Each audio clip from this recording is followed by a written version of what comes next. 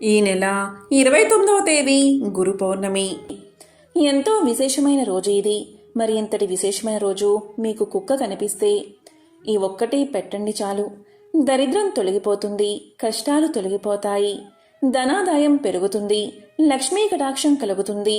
మరి కుక్కకు గురు పౌర్ణమి రోజు ఏం పెట్టాలో ఇప్పుడు తెలుసుకుందాం. అంతకన్నా ముందు ఒక విశేషమైన కథను ఇప్పుడు విందాం. పూర్వం రామలింగవరం అనే గ్రామంలో సోమయ్య అనే ఒక రైతు ఉండేవాడు. ఎంతో కష్టించి పనిచేసి 1 ఎకరం పొలం, ఒక చిన్న ఇల్లు సంపాదించాడు. అతని వద్ద కొన్ని కోళ్లు, 1 కుక్క కూడా ఉన్నాయి. సోమయ్యకు 2 కొడుకులు. పెద్దవాడి పేరు రాజయ్య, రెండవవాడి పేరు అంజయ్య. ఇక సోమయ్యకు వృద్ధాప్యం వచ్చింది. తరచూ అనారోగ్యానికి పాలయ్యేవాడు. ఒకరోజు అతను 2 కొడుకుల్ని పిలిచి తన ఆస్తిని వారిద్దరూ సమానంగా పంచుకోమని చెప్పాడు. అలాగే ఇలా కూడా చెప్పాడు, మీ ఇద్దరూ కూడా కలిసిమెలిసి ఉండాలి. పొలంలో ఎవరి వాటాను వారు తీసుకుని వ్యవసాయం చేసుకోండి. మీలో మీకు గొడవలు వస్తే మధ్యలో 3వ వ్యక్తికి అవకాశం ఇవ్వవద్దు. 3వ వ్యక్తి ప్రవేశిస్తే అతను మీ ఇద్దరి మధ్య గొడవలు పెద్దవి చేసి లాభాన్ని పొందుతాడు అని సోమయ్య వాళ్లకు సలహా ఇచ్చాడు. ఇలా చెప్పిన కొద్ది రోజులకు అతను చనిపోయాడు. సోమయ్య 2 కొడుకుల్లో పెద్దవాడైన రాజయ్య చాలా తెలివైనవాడు, అలాగే దుర్మార్గుడు కూడా. తమ్ముడి మంచితనాన్ని, తెలివి తక్కువతనాన్ని చూసి అతన్ని మోసగించాలని నిర్ణయించుకున్నాడు పెద్దవాడు. తమ ఇంట్లో ఉన్న వస్తువుల్లో సగం వస్తువులను తమ్ముడికి జాగ్రత్తగా పంచి ఇచ్చాడు. కానీ కోళ్లను పంచవలసి వచ్చినప్పుడు మాత్రం అతను తెలివితేటలు ప్రదర్శించాడు. తమ్ముడితో ఇలా అన్నాడు, చూడు తమ్ముడు, ఈ కోళ్లు పెంచడానికి చాలా శ్రమపడవలసి వస్తుంది. ధాన్యాన్ని కూడా చాలా తింటాయి ఇవి. నువ్వు చిన్న పిల్లవాడివి, ఇందులో నీకు అనుభవం లేదు కదా. అందువల్ల నీకు శ్రమ తగ్గించడం కోసం ఈ కోళ్లను నేను తీసుకుంటాను. ఆ కష్టమేదో నేనే పడతాను అన్నాడు. ఇక మంచివాడైన చిన్నవాడు తన అన్నగారి మాట కాదనలేక అందుకు ఒప్పుకున్నాడు.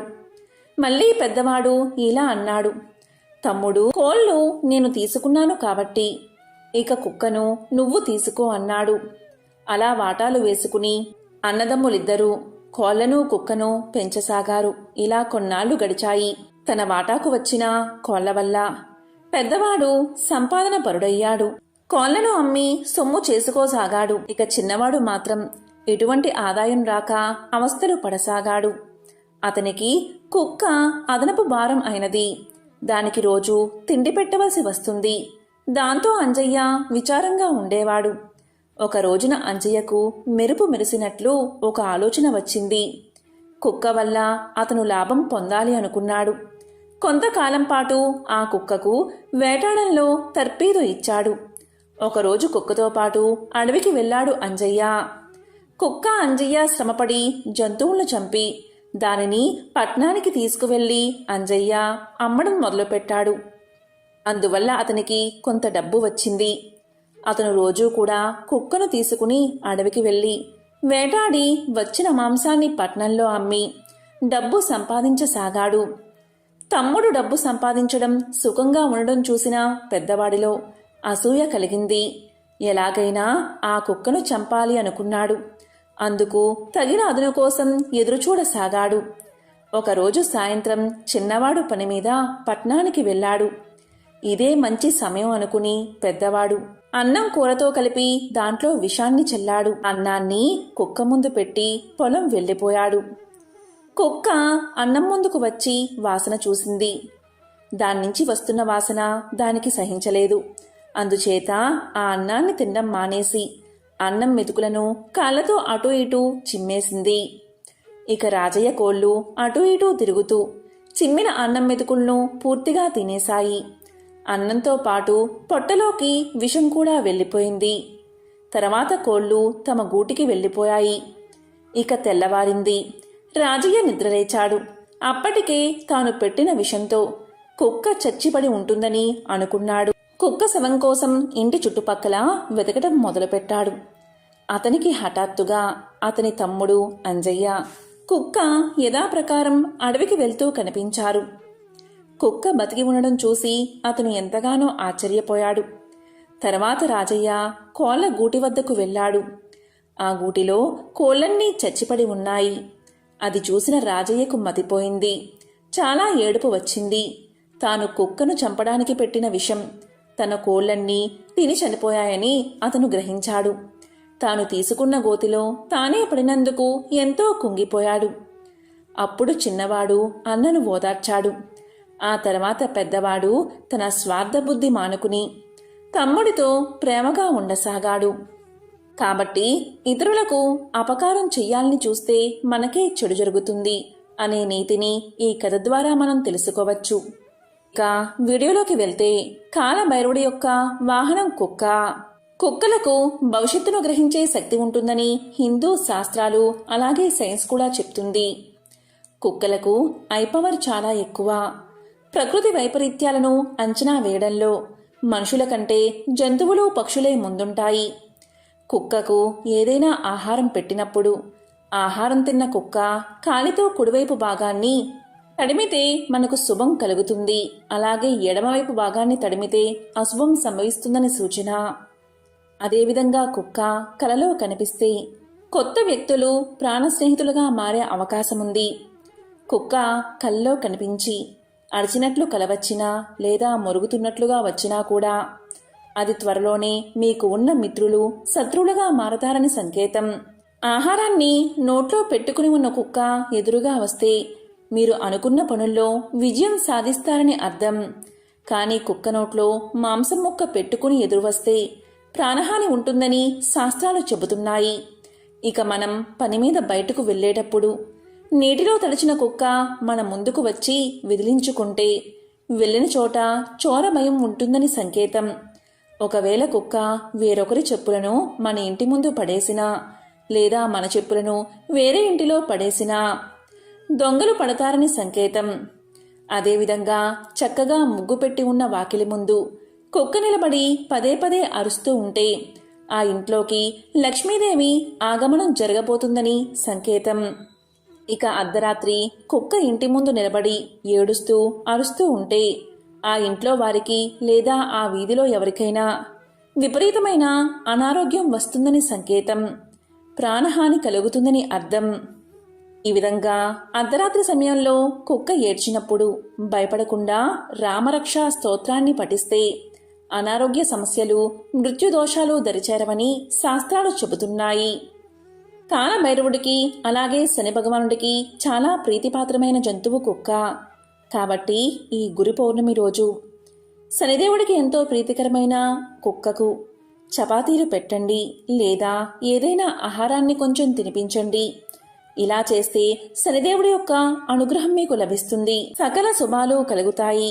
ఆషాఢ పౌర్ణమి రోజునే దత్తాత్రేయుడు తన శిష్యులకు జ్ఞానబోధ చేసిన రోజుగా దత్త చరిత్ర తెలియజేస్తుంది.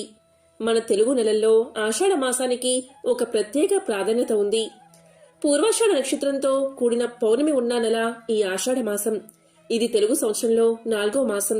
దీన్నే శూన్యమాసము అని కూడా పిలుస్తారు. వర్ష ఋతువు కూడా ఈ మాసంలోనే ప్రారంభమవుతుంది. పౌర్ణమి రోజు చంద్రుడు ఉత్తరాషాఢ పూర్వాషాఢ నక్షత్రాల సమీపంలోకి వచ్చే నెల ఈ ఆషాఢ మాసం. అలాగే ఉత్తరాయణ పుణ్యకాలం పూర్తయి సూర్యుడు మిథున రాశి నుంచి కర్కాటక రాశిలోకి ప్రవేశిస్తాడు. దాంతో దక్షిణాయనం మొదలవుతుంది. ఏ వ్యక్తికైనా మొదటి గురువు తల్లి. ఆ తరువాత మనకు జ్ఞానాన్ని అందించి ఏది మంచో ఏది చెడో చెప్పేవాడు గురువు. అలాంటి గురువును పూజించడం కోసం నిర్ణయించిన తిథి ఈ గురు పౌర్ణమి. గురువు అనే పదానికి అజ్ఞాన్ని నశింపచేసేవాడు అనే అర్థం వస్తుంది. అజ్ఞానమనే చీకట్లు తొలగించి మనలో జ్ఞానజ్యోతిని వెలిగించే మహోన్నత వ్యక్తి అంటే గురువే. గురువు బ్రహ్మ విష్ణు మహేశ్వర స్వరూపం. అందుకే గురు బ్రహ్మ, గురు విష్ణు, గురుదేవో మహేశ్వర, గురు సాక్షాత్ పరబ్రహ్మ, తస్మై శ్రీ గురువే నమః అంటూ భారతీయ సంస్కృతి గురువును త్రిమూర్తులతో పోల్చింది. ఎంతో పవిత్రమైన ఈ గురు పౌర్ణమి రోజు పూర్ణచంద్ర బలంతో చంద్రుడు ఉంటాడు. చంద్రుడు మనఃకారకుడు. పూర్ణచంద్ర బలంతో చంద్రుడు ఉన్నప్పుడు మనసు పరిపరి విధాలుగా ఆలోచిస్తుంది. ఈ సమయంలో సముద్రం ఆటుపోట్లకు గురవుతూ ఉంటుంది. అలాగే మన శరీరంలో ఉన్న నీటిపై కూడా ఈ ప్రభావం ఉంటుంది. అందువల్ల మనసు నిలకడ లేక పరిపరి విధాలుగా ఆలోచిస్తుంది. మన విజయాలకు కారణం మన ఆలోచనలే. ఇలా పౌర్ణమి రోజు అంటే ఆషాఢ పౌర్ణమి రోజు మనసు పరిపరి విధాలుగా పోకుండా నిలకడగా ఉండడం కోసం చిన్న పరిహారాన్ని పాటిస్తే విశేషమైన ఫలితం ఉంటుంది. ఈ పరిహారాన్ని రాహుకాలంలో ఆచరించాలి. ఈ పౌర్ణమి ఏ వారం రోజు వస్తుందో ఆ రోజు రాహుకాలంలో ఈ పరిహారాన్ని పాటిస్తే మన కారకుడైన చంద్రుణ్ణి అదుపులో పెట్టి చక్కని ఆలోచనలతో విజయాలు అందేలా చేసుకోవచ్చు. ఆషాఢ పౌర్ణమి రోజు మన కారకుడైన చంద్రుడు ధనుస్సు రాశిలో మకర రాశిలో సంచరిస్తూ ఉంటాడు. పౌర్ణమి రోజున అంటే ఆషాఢ పౌర్ణమి రోజున మన మనసు పరిపరి విధాలుగా మారకుండా నిలకడగా ఉండడం కోసం ఈ ఒక్క ఆకును తింటే చాలు. మీ మనసు నిలకడ చెంది మీకు మీ జీవితాన్ని మార్చుకోవడానికి గొప్ప గొప్ప ఆలోచనలు వస్తాయి. అంతేకాదు మీరు వెంటనే చక్కని శుభవార్త వింటారు. ఈ ఆకును ఈ గురు పౌర్ణమి రోజున వచ్చే రాహుకాలంలో తినాలి. పౌర్ణమి రోజున రాహుకాలంలో లేదా రాహుకాలం ప్రారంభం కాకముందే ఈ ఒక్క ఆకును తెచ్చుకోండి. అదేంటి అంటే తమలపాకు. దానిపై ఒక చిన్న బెల్లం ముక్క పెట్టి ఆ ఆకును శివుడి పటం ముందు ఉంచండి. గురు పౌర్ణమి రోజున ఉదయాన్నే దీపారాధన చేస్తూ ఉంటారు కాబట్టి ఈ ఆకును బెల్లాన్ని శివుడి పటం ముందు ఉంచి పూజ చేసి రాహుకాలంలో ఈ ఆకును బెల్లాన్ని తినండి. ఇలా ఇవి కలిపి తినడం వల్ల శరీరం ఉత్తేజం చెందుతుంది. అంతేకాదు తమలపాకు తింటే ఆరోగ్య సమస్యలు కూడా పటాపంచలవుతాయి. జ్ఞాపక శక్తి వృద్ధి చెందుతుంది. గురు పౌర్ణమి రోజున ఈ తమలపాకు బెల్లంతో పాటు ఇంకొక పదార్థం కూడా తింటే చంద్రుడి చెడు ప్రభావం నుంచి బయటపడవచ్చు. ఆషాఢ పౌర్ణమి జూలై 21 ఆదివారం రోజు కాబట్టి ఆదివారం ఉదయం 3 స్పూన్ల శనగలు, 3 స్పూన్ల నల్ల నువ్వులు ఈ రెండూ కలిపి నీటిలో నానబెట్టండి. ఇక ఈ రోజు సాయంత్రం రాహుకాలంలో అంటే ఆదివారం రాహుకాలం గంటల సమయం ఉంది. ఈ గంటల సమయంలో నానబెట్టిన శనగలు నల్ల నువ్వులపైన 4 లేదా 5 చుక్కల తేనె కలుపుకుని తినండి. ఈ విధంగా ఎవరైతే ఆషాఢ పౌర్ణమి రోజు రాహుకాలంలో తింటారో అలాంటి వారి మనసు సక్రమంగా పనిచేస్తుంది. మంచి ఆలోచనలు వస్తాయి. అద్భుత నిర్ణయాలు తీసుకోవడానికి ఇది ఎంతగానో సహకరిస్తుంది. మీ ఆలోచనలే మీ విజయానికి కారణం. ఆషాఢ పౌర్ణమి రోజు ఇలా తింటే ఎంతో అదృష్టంగా భావిస్తారు. ఈ గంటల సమయంలో నానబెట్టిన శనగలు, నల్ల నువ్వులు 4 లేదా 5 చుక్కలు తేనె కలిపి తింటే ఎంతో మంచిది. ఇలా చేస్తే మనసుకు శక్తిని ఇచ్చి మంచి ఆలోచనలు వస్తాయి. ఆషాఢ పౌర్ణమి రోజు ప్రతి సంవత్సరం ఈ పరిహారాన్ని తప్పకుండా పాటించండి. అలాగే ఈ రోజు రాత్రి అంటే రాత్రి సమయంలో పౌర్ణమి గడియల్లో 1 గ్లాసు పాలు తీసుకోండి. అందులో బెల్లం వేయండి. అలాగే 5 లేదా 6 యాలకులు దంచి అందులో వేయండి. ఆ గ్లాసు లేదా గిన్నెను చంద్రకిరణాలు పడే చోట ఉంచండి. అప్పుడు ఓం క్లీం లం శ్రీ సాయి సుఖప్రదాయినే నమః, ఓం క్లీం లం శ్రీ సాయి సుఖప్రదాయినే నమః అనే మంత్రాన్ని జపించి ఆ తర్వాత ఆ గ్లాసులోని లేదా గిన్నెలో ఉన్న పాలను తాగండి. ఇలా ఎవరైతే చేస్తారో వారికి అద్భుతమైన శక్తి వస్తుంది. వారి శరీరంలో నూతన ఉత్తేజం కలుగుతుంది. అనారోగ్య సమస్యలు తగ్గిపోతాయి. ఈ రోజు ఎవరైతే సూర్యోదయం వేళ ఉపవాసాన్ని ప్రారంభించి సాయంత్రం వరకు ఉపవాసం ఉండి సాయంత్రం అయ్యాక ఉపవాసాన్ని ముగించి ఆహారాన్ని స్వీకరిస్తారో అటువంటి వారి పాపాలన్నీ అగ్నిలో పడిన దూది మాదిరిగా నశిస్తాయి.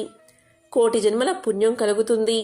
ఈ రోజు సాయంత్రం 6 గంటల సమయంలో ఎవరైతే పూజా మందిరంలో ఆవు నేతితో దీపారాధన చేస్తారో అటువంటి వారికి భోగ భాగ్యాలు కలుగుతాయి. అష్టైశ్వర్యాలు కలుగుతాయి. ఇక ఈరోజు సాయిబాబా గుడిలో అభిషేకం జరుగుతూ ఉంటే ఒక్కసారి చూసినా చాలు మీకున్న బాధలు తొలగిపోతాయి. ఆర్థిక ఇబ్బందులు ఉన్నవారు, ఆదాయం లేక ఇబ్బందులు పడుతూ ఉండేవారు గురు పౌర్ణమి రోజు శనగలు తీసుకుని వాటిని దండలా కట్టి ఆ దండను దత్తాత్రేయుల వారి మెడలో వేయండి. ఇలా చేస్తే అఖండ లక్ష్మీ కటాక్షం కలుగుతుంది. అష్టైశ్వర్యాలు కలుగుతాయి. ఈ గురు పౌర్ణమి రోజు ఇంట్లో పిల్లలు దక్షిణామూర్తి పటం ముందు తెల్లటి పుష్పాలు ఉంచండి. తరువాత పటికీ బెల్లాన్ని నైవేద్యంగా సమర్పించి నమస్కారం చేసుకోండి. ఇలా చేస్తే దక్షిణామూర్తి అనుగ్రహం వల్ల మీరు చదివే విద్యలలో తిరుగులేని విజయాన్ని సాధిస్తారు. ఈ ఆషాఢ పౌర్ణమి రోజు పెళ్లి కాక ఆటంకాలు ఎదురవుతూ ఉన్నా పెళ్లి కావడం లేదు అని బాధపడేవారు, సంబంధాలు చేతి వరకు వచ్చి జారిపోతూ ఉంటే ఈ రోజు బియ్యం పిండిలో కొద్దిగా నీరు కలిపి ఒక కోకిల వచ్చేలా చేసి ఇంట్లో లక్ష్మీదేవి ఫోటో ముందు పటికీ బెల్లం నైవేద్యంగా పెట్టి ఆ కోకిలకు నమస్కారం చేస్తే అమ్మవారి అనుగ్రహం వల్ల త్వరలో అన్ని ఆటంకాలు తొలగి వివాహం జరుగుతుంది. దీన్నే కోకిల వ్రతము అని పిలుస్తారు. ఈ ఆషాఢ పౌర్ణమి రోజు శివుడు ధ్యానంలోకి వెళ్లిపోతాడు.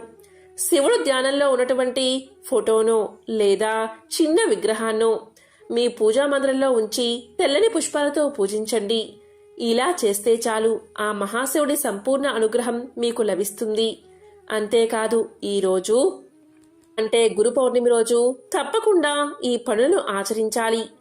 ఈ ఆషాఢ పౌర్ణమి రోజు కొన్ని పనులు చేస్తే సంపదలకు దేవత అయిన లక్ష్మీదేవి సులభంగా ప్రసన్నం అవుతుంది. దీనికోసం ఒక కుండలో మంచినీటిని తీసుకుని రావి చెట్టు వద్దకు వెళ్లి ఆ నీటిని పొయ్యండి. ఇలా చేస్తే చాలు లక్ష్మీ అనుగ్రహం కలుగుతుంది. ఈ ఆషాఢ పౌర్ణమి రోజు సాయంత్ర వేళలో భార్యాభర్తలు కలిసి చంద్రుణ్ణి దర్శించుకుని ఆ చంద్రుణ్ణి పూజించండి. ఇలా చేస్తే దాంపత్య జీవితంలో ఆటంకాలు తొలగిపోతాయి. ఇక ఆషాఢ పౌర్ణమి సాయంత్ర సమయంలో తులసి మొక్క ముందు స్వచ్ఛమైన ఆవునేతితో దీపాన్ని వెలిగిస్తే అదృష్టం కలుగుతుంది. ఇక ఈ ఆషాఢ పౌర్ణమి రోజు ఈ పనులను అస్సలు చేయకండి. చేస్తే దరిద్రం కలుగుతుంది. అవి ఏంటి అంటే ఆషాఢ పౌర్ణమి రోజు దానం చేయడం ఎంతో శ్రేయస్కరం. అయితే ఈరోజు ఇంటికి వచ్చిన బిచ్చగాళ్లను ఖాళీ చేతులతో అస్సలు పంపించకండి. హిందూ మతంలో దాతృత్వానికి ప్రత్యేక ప్రాముఖ్యత ఉంది. దీన్ని గ్రంథాల్లో కూడా ప్రస్తావించారు.